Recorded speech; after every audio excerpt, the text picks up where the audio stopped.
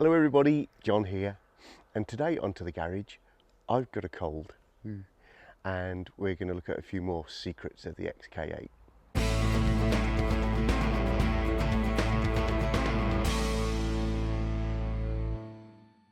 And today's couple of quick secrets are related to very early cars and the differences with the rest of the model fleet. So obviously we're going to look at a convertible because that's where I've got, and here we go. So here's Purdy, and she's a very early 1996 XK8 convertible. Production of the XK8 officially started in October of 96, but it's very difficult to find a car that is registered in 96. They're very few and far between. Those like Purdy that are registered in 96 exhibit a few special traits, and there might be a few that were equally early built but got registered later for all sorts of strange reasons into 97. But these are the sorts of features you'd find that would give you clues that they were very, very early cars. Just going to give you a couple today, and we'll do a few more as time goes by. The first one that's most obvious. You noticed it's missing. This is a convertible Jaguar, and there is no high-level brake light.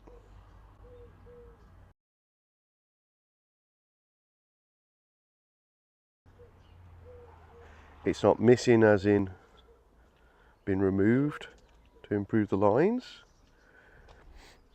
It never had one.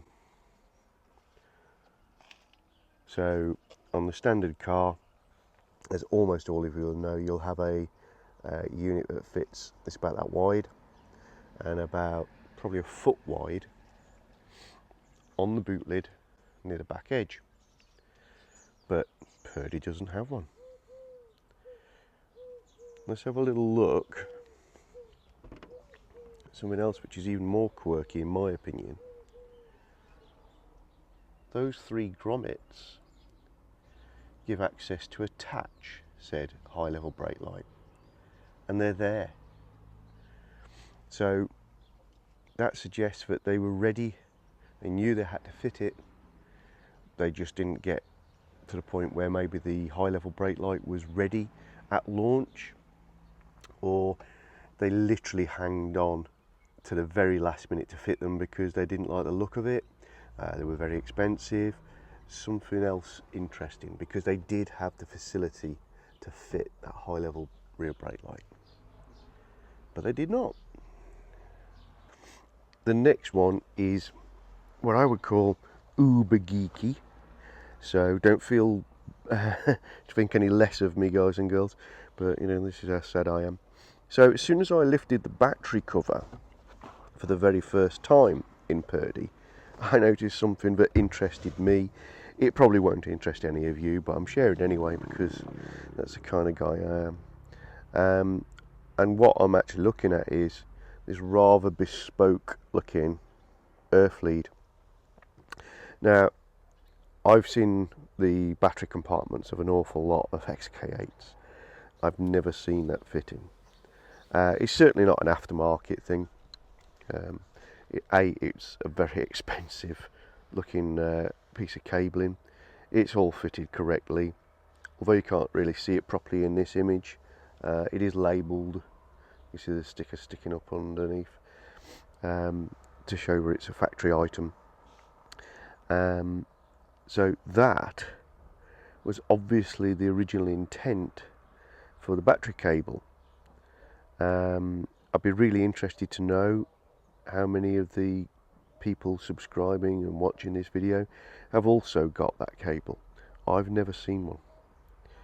So it looks like quite a nice, elegant solution to the earthing position. When you disconnect this, obviously the battery lead is going to tuck away and allow good access. So it's obviously good, but it does look rather a pricey item when a heavy braided lead of an equal length would do exactly the same job. So I think that's probably a very immediate price down item. again, uber geeky, but interests me. Those of you who are very familiar with your cars will know that this, a little bit of plastic spoiler if you like, that just fits above your headlight, it just slipped into position, does not look like that on the majority of cars.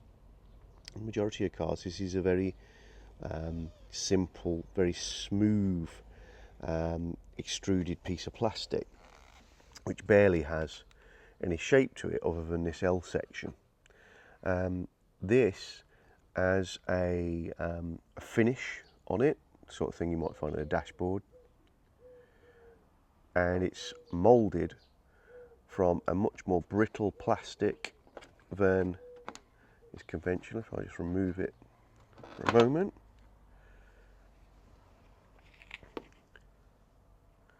So, oops, that's a kind of finish that there is on the underside, which tells you it's been injection moulded.